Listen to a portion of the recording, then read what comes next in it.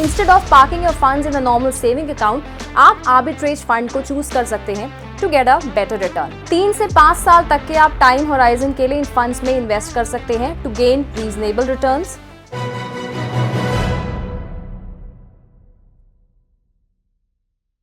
How do arbitrage mutual funds work?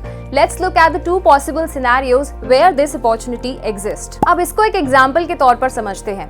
Scenario 1, price difference between the exchanges. For example, अगर कोई XYZ company limited का stock है और वो 1000 रुपीज पे ट्रेड कर रहा है बैंगलोर स्टॉक एक्सचेंज पे, और वही same stock Ahmedabad stock exchange पर 1010 रुपीज का है, तो आपने क्या करा, आपने उसको 1000 रुपीज पर बाय करा और 1010 रुपीज पर आपने उसको सेल कर दिया with a minimum of 10 rupee of difference, तो आपने 10 रुपी पर शेयर प्रॉफिट अर्न करा।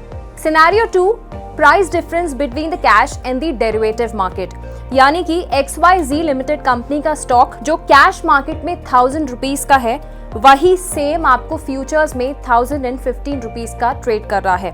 तो फंड मैनेजर क्या करेगा, फंड मैनेजर कैश मार्केट में उसको बाय करेगा और डेरिवेटिव में उसको सेल करेगा with a profit of 15 rupees per share. So at the end of the month, fund manager sells the shares in the future market and books a profit of ₹15 per share without taking any risk.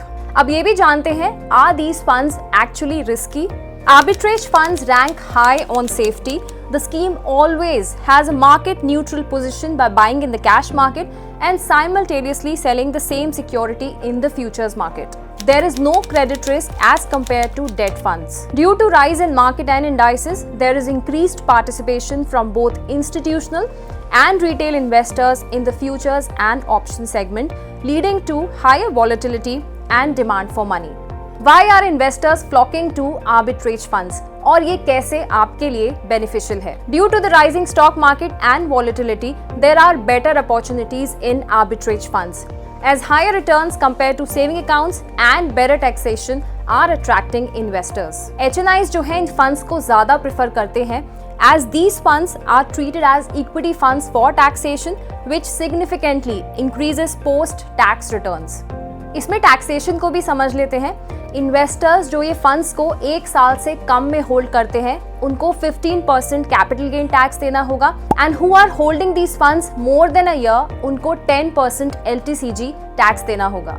3 से 5 साल तक के आप time horizon के लिए इन funds में invest कर सकते हैं to gain reasonable returns. So instead of parking your funds in a normal saving account, आप आर्बिट्रेज फंड को चूज कर सकते हैं to get a better return. For more information, subscribe to O My finance.